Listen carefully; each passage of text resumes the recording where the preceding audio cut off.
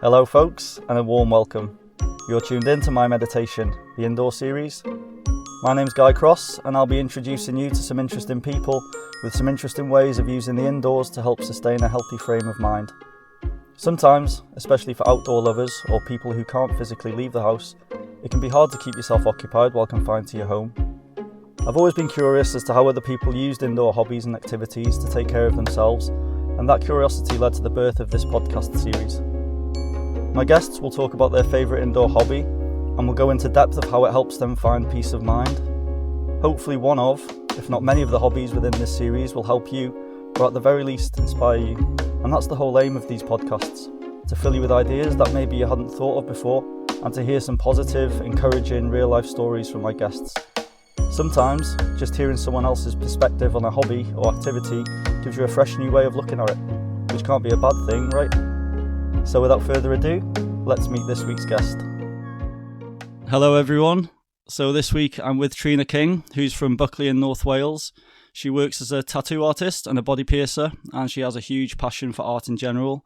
She's not a big TV watcher. When she's indoors, she prefers to spend most of her time with a very interesting hobby that we're going to talk about today.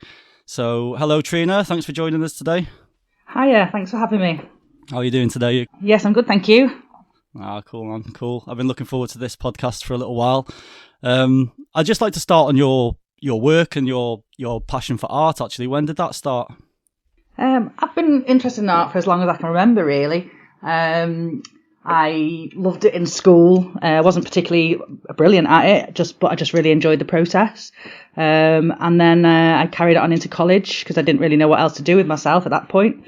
And just found myself going down that road, really. Yeah, no, it's great. And like you said, you weren't great at it to begin with, but practice makes perfect, right?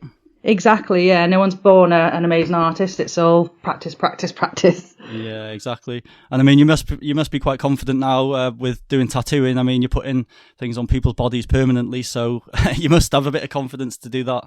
Yeah, it does take a bit of confidence, definitely.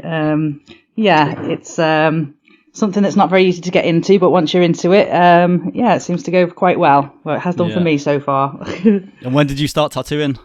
I came into it quite late, to be honest. I tried to get into it in my 20s, couldn't get into any studios, and then I was just lucky enough to fall into a studio in my 30s. So I've started it quite late, really. Yeah. And is it a lot different to, well, I guess it's a lot different to drawing on paper. I mean, do you find there's a lot more pressure because... Oh, yeah. A lot more pressure, definitely. It's a whole different ballgame to on paper. The skin is very, what's the word? Different to paper, basically. Yeah. No, that's, and I guess it's not quite as therapeutic, I guess, as normal art. Like, it can be. When you're in your zone with it and things are going well and you're doing your style of tattoo that you really enjoy doing, it does tend to flow well and you do get in the zone like you do with all art, I guess. Yeah. Well, that'll move us on nicely to the next. We're going to talk about your indoor hobby basically, and do you want to tell the listeners what your indoor hobby is?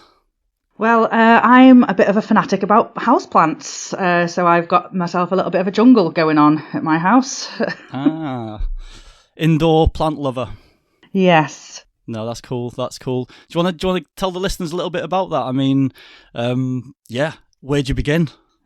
Well, where does it begin? I think it kind of begun really because I had like green-fingered parents, I guess you'd call them.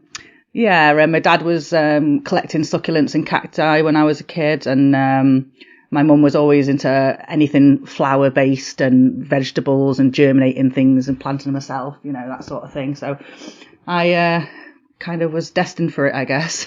Yeah, you've taken it on. Yeah. No, it's really good. I mean, I've checked out your Instagram page, obviously, and for the listeners, it's called Trina's Jungle.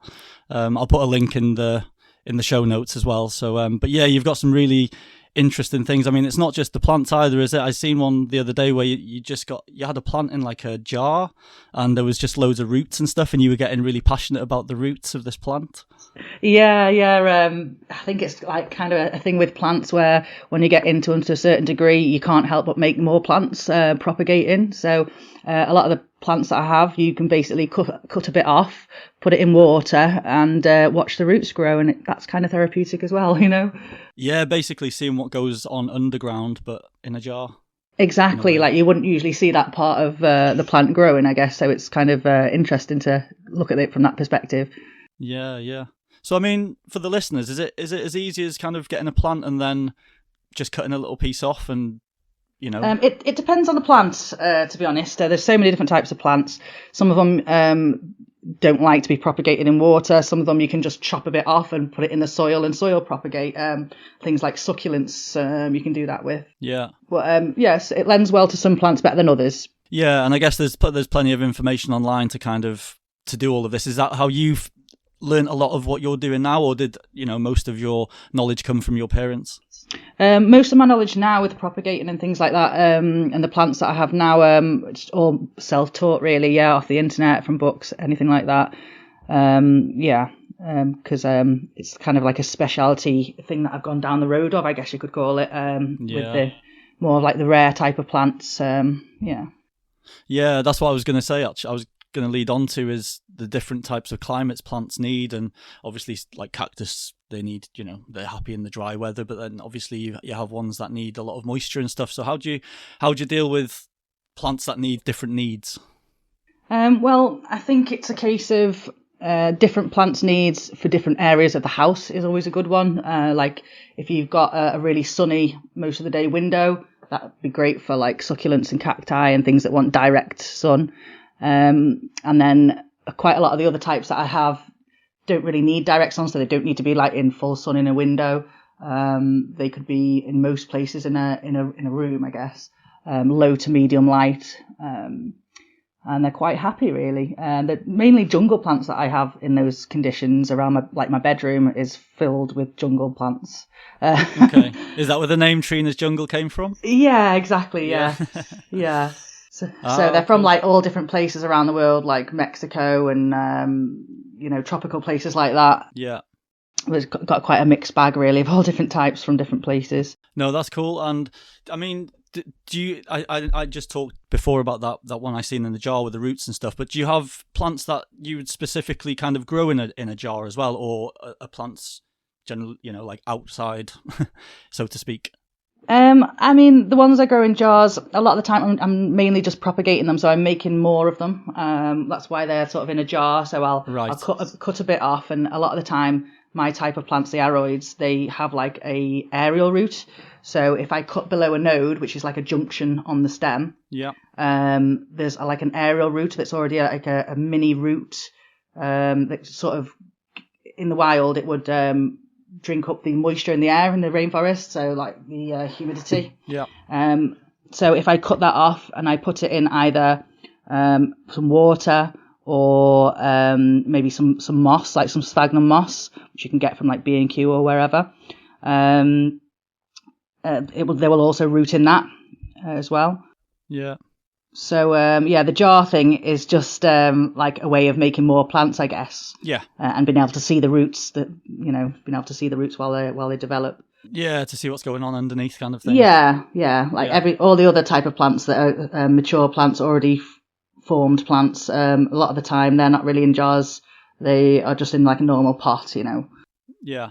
Yeah. Mostly with plants, their main requirements are getting the water in right and the light right. If you can get the water in and the light right, you're pretty much sound with the whole process. Yeah, and that's what I was going to ask actually. Like, if someone's got like a spare room but it's a little bit dark, are you able to use like fake light, so to speak, like lamps and stuff? Yeah, I've only recently started with the grow lights. I've just got like a relatively cheap one that plugs in, and it's got like a 3-pronged light array on it, and you can sort of like position them how you want them.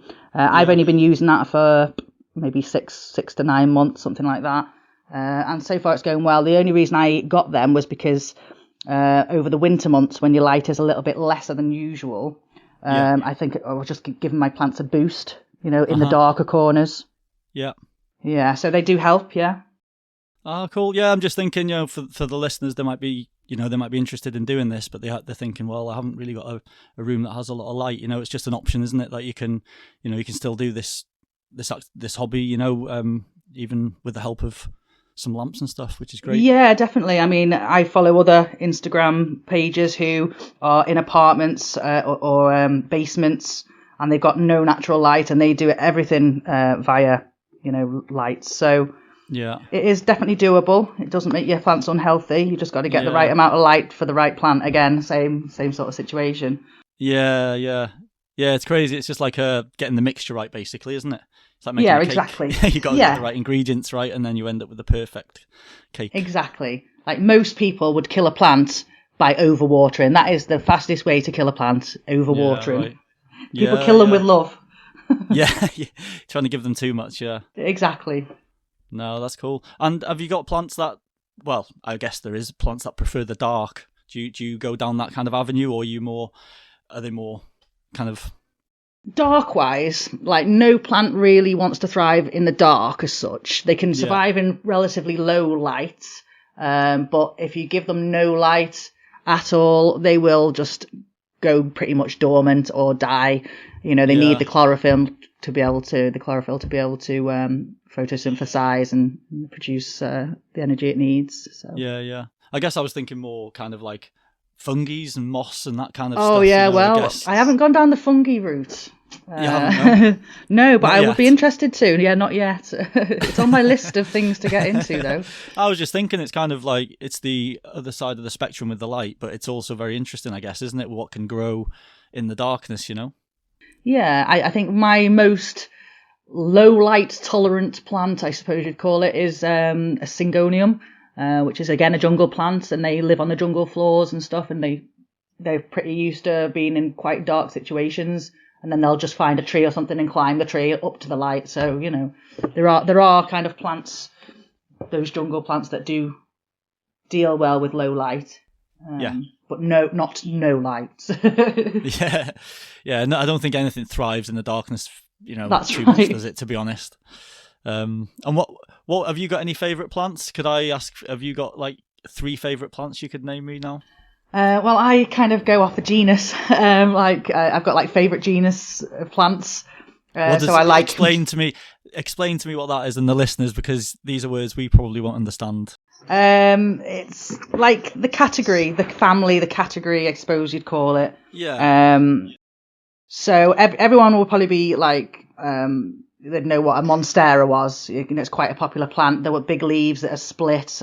People call them a Swiss cheese plant. A lot of people know what that plant is. That's a monstera, but there's like thousands of types of monstera. So I quite like that genus. I like quite a few. Yeah. You've got many to choose from. Yeah. And do you know? Are you good with all the names? I mean, I'm all right. I'm not too bad. Yeah, some of them are hard to remember. Some of them kind of roll off the tongue. And you find this very therapeutic, then, I'm guessing, right? It's, yeah, I do, yeah. Everything from just like the new leaves that come on them, to watching the roots grow, to watering them. It's all kind of tending to them, I guess. It's good for the soul. It's good for the psyche. Yeah, definitely. It's like you're helping something grow, and I can see how it's very therapeutic. Yeah, definitely. Exactly. You nurture them, they nurture you. Yeah. Your house must be very green. It is, and I must have the best oxygen around. I was going to say, yeah, I mean, there's another benefit, isn't it? Well, yeah, Your house must be full of it. I have a good night's sleep most nights, so I put that down to the good oxygen that I'm surrounded by. Yeah, that's it. Pure oxygen. Yeah, that's it. So, has there been a time in your life where you've like felt quite low, like really, a bit depressed or down, and where your plants have kind of helped you through? Yeah, I guess so. During the pandemic, being quite isolated away from everybody, I think my passion for plants kind of took a step up, I guess, at that point. Right. Because I had a lot more time on my hand, not being able to work.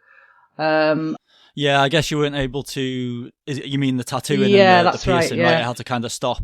Yeah, I mean, I was doing like a portrait challenge that I set myself to keep me busy and things like that. But I was finding that I was spending a lot more time with the plants, and I was doing a few plant swaps on Facebook pages. That's another good thing that people can do if they haven't got that much money for plants. If they've got a few plants of their own, they can swap on the plant pages and ask advice as well. If they're having any plant problems. Oh, that's cool. Yeah, that's like a really good community there as well as Instagram. I'll have to get the. I'll get the link off you for that, and I'll put it in the show notes for the listeners in case they're kind of interested in, checking that page out as well. Yeah, brilliant. So I was basically in the lockdown, pottering around on these swapping sites for plants, and somebody mentioned to me, "Have you got an Instagram page for your plants?" And I was like, "No," and they said, "Well, you should have one. You should have one. Follow mine." So I looked at theirs, and I was like, "Yeah, I could do this," because I also like photography and photographing things anyway. So it was like another creative outlet as well as sharing my plants with people, I guess. Yeah, cool. And the Instagram page, it's gone crazy. It's just gone absolutely crazy. I think a lot of people have been getting into houseplants in the pandemic, so it's like pushed my page really popular really quickly. And it is a lovely community of people. They'll help you out mentally as well. Yeah. No, that's amazing. Like you say, it's bringing plants indoors, especially during the pandemic. It's a great way to learn about them and to keep you occupied, and it's a great hobby to have, isn't it? Exactly, and I think especially for people who maybe they haven't got a garden, or they're in a city and they closed the parks at one point, didn't they? So it was nice for those people to be able to create their own jungle. Yeah. I think that's why it took off so much in the pandemic. But another story I can tell you there was of how it helps people mental health wise. Plants. Mm-hmm. A friend of mine, she struggles with anxiety, and she has done for many years.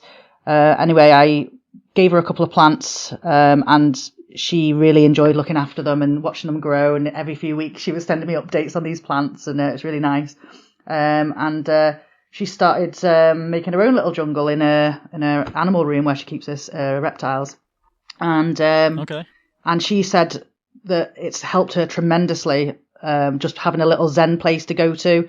And she used to have panic attacks and stuff, and she said her panic attacks are hardly existent anymore, because if she feels stressed, she goes into a little oasis and she feels a lot better. Wow. Really? That's amazing. Yeah. That is amazing. And it's really good as well, because now I've got another person to swap plants with. Yeah, well, there you go. That's it. Win-win. Win-win. No, that almost goes to show really that the outdoors does wonders for the mind. Oh yeah. Because basically what you're doing is bringing the outdoors indoors, aren't you? You're bringing the plants indoors, and like you just said, your friend gets great relief from being surrounded by the plants. Exactly. Which is in turn like being outdoors, and that just goes to show the power of the outdoors. Exactly. Just plants in general, Yeah, I think as human beings we separate ourselves from nature quite a lot, and maybe that's why we have so many mental health problems. I don't know. Society kind of it's a bit harsh for us, isn't it? It's unnatural in some respects. No, I agree, and there's not everyone's able to get out into nature. I understand that there's people that live in cities and they don't have the option to do that, and that's another reason why I think this hobby or interest that you've got, or business for you now, is great, because you're bringing yourself a bit of the outdoors to your house if you don't have the access to it. Exactly. And you're learning how to breed them, I guess. If you get into the level you're getting to, where you're kind of, you're growing these plants. Yeah, exactly. It's amazing. Yeah, spread the plants around everywhere now. Not spread the love, spread the plants. Yeah, and in turn spread the love. Yeah, that's it. No, it's really cool. I think it's really great. I think it's really cool. And I mean, if say you, for example, wanted to, there's a plant from Mexico, say, that you really want to like grow. Where do you get the seeds from? Do you get the seeds, or you can get the seeds. There's lots of different people who trade in plants within the UK. Like you don't have to, you don't have to like import plants or anything like that. There's lots of concern over getting plants out the wild, poaching the plants. You don't have to do it like that. There's so many plant sellers and traders within the UK that they're pretty much all just duplicates of one plant now, So if I had one plant of the type of plant that I have, I can just like cut off a leaf or a section of that plant, root it and make a duplicate of that plant, So that's like the easiest way to reproduce your plants, and it's the cheapest way of buying plants, and I suppose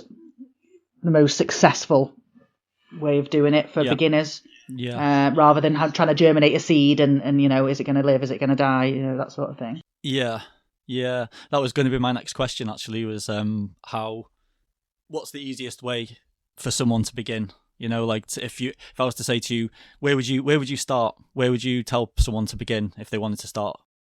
For beginners, plant wise, if you don't have any knowledge in plants at all whatsoever, I mean, go for the cheap ones, go to the garden centre, go to wherever, supermarket, and get one off the shelf and just start learning about that plant. Generally, the ones that they sell in these places are quite easy care anyway. And just research that plant to see what that specific plant needs its care for, what type of care requirements it has. I mean, if I was to suggest a starting place, it would probably be succulents, cacti and succulents, mainly because you don't have to water them very often. They're pretty forgiving. That's why I've always had cactuses in my life. Exactly, they're quite forgiving. So the only way you can really kill it is overwatering it. So just hold back on the water. They thrive off neglect. Yeah, it's crazy, isn't it? It is great. Yeah, it's a crazy little plant, the old cactus. Yeah, and I mean, maybe if you've got kids, stay away from the cactus and go for the succulents instead. Oh, and speaking of which, if you have got pets or children, check when you get a plant, check that it's not poisonous, because quite a lot of them are poisonous. Okay. Yeah, it's just kind of like a little thing to just check on. Yeah, so just check the name and have a look. Yeah, have a quick Google search to see what the situation is. That's it. Yeah, no, that's cool. And when you're spending time with your plants indoors, do you listen to music? Oh yeah. Or do you like your peaceful kind of just silence? How are you? Most of the time I've got music on. Yeah, most of the time. Yeah. All different kinds of music. Do you think your plants enjoy it? I think my plants like all music. They like all music. Yeah. Like, I remember seeing something once of, like, somebody did an experiment on that some plants didn't like heavy music or something, and they liked, classical or something like that. But to be honest, I listen to all kinds of music, and I think they like it all. Yeah? Yeah. You should maybe grow the same plant at the same time, two of them, and have them in different rooms with different musics on, different genres, and see which one grows the best. Yeah, that would be a good experiment.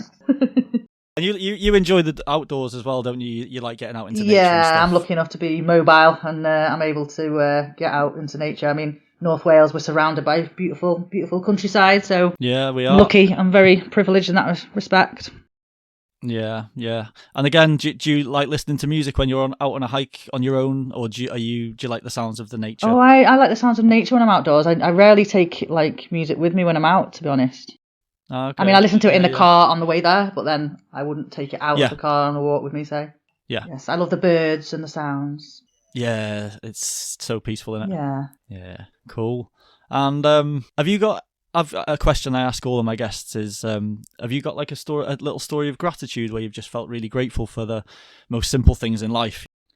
I think I do feel grateful for all the simple things in life. I think watching like plants grow is a pretty simple thing, but I'm pretty grateful to be able to have the space to have them. And yeah, I don't know if I can think of any particular story of gratitude, but I think it's important for everyone just to be grateful of what they have in general. And especially with the situation that we're all in, kind of as we're recording this, we're all kind of in lockdown and the world's kind of on its arse, so to speak. Yeah. But I mean, I guess it's, sometimes you do take a step back and realise what you're grateful for, don't you? Yeah, exactly. And I think at least with plants, you're always looking for tomorrow. There's always hope for tomorrow because there's that promise of that new leaf. Yeah, that must be. It's quite crazy, actually. Do you sometimes wake up and you're dying to check your plant? Oh yeah, a lot of the time. To see how it's getting on. Yeah. If I know there's a leaf opening, especially if it's one of the plants that I like the variegated ones, so ones that have got like patches of white on them, essentially. Yeah. Or that doesn't have to be white; it could be yellow. But a lot of those ones, you never know how the leaf's going to open, so it could, that the pattern on it, you don't know how every leaf will be different. So those ones I find quite interesting to watch unfold. I wake up eagerly for them. Yeah. Excited. No, it's really cool though, isn't it? Because it's something you're waking up excited. It's making you wake up excited. Exactly. It's taking your mind, it's without you probably realising, it's taking your mind off any problems you might have. And you're instantly thinking, I want to check that leaf out. That's it. And you do find yourself checking the plants quite often. I bet you do, yeah. So why would you recommend it? I mean, it's pretty obvious, I guess, but why would you recommend this this hobby to others? I think it's just really good for the soul, and it's so much to learn.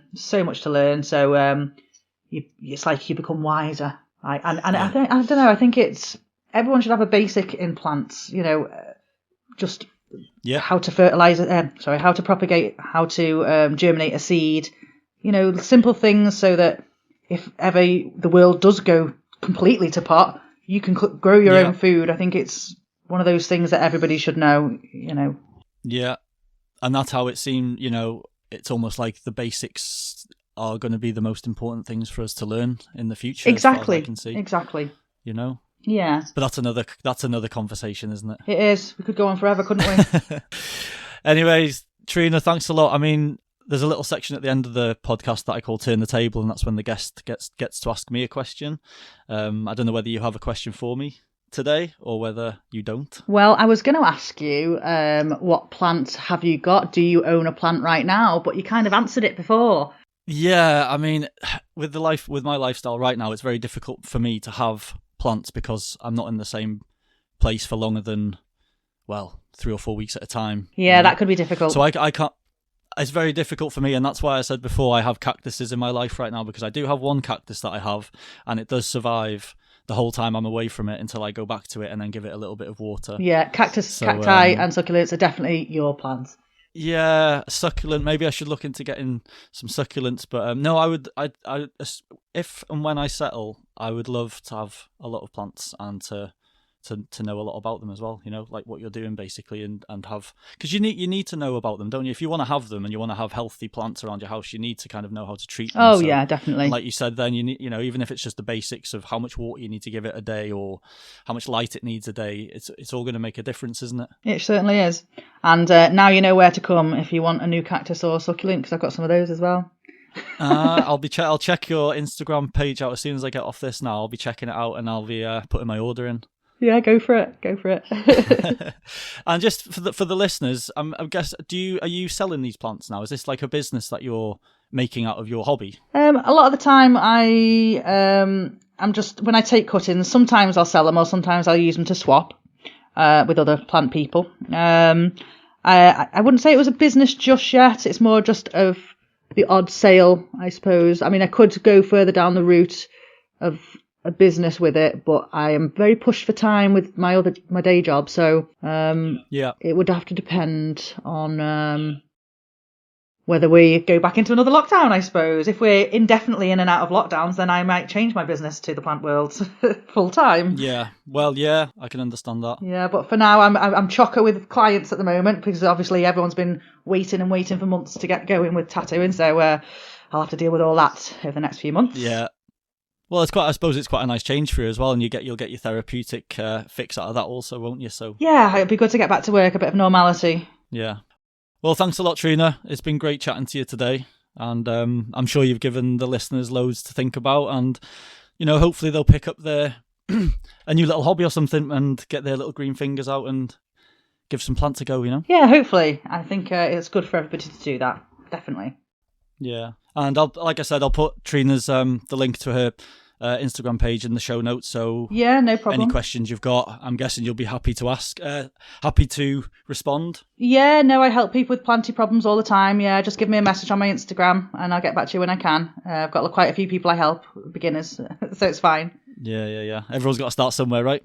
Exactly, and it can be stressful if you've just bought your first expensive plant and you think things are going wrong. You need somebody to ask. So yeah, I'm happy to answer questions. Like the plant doctor.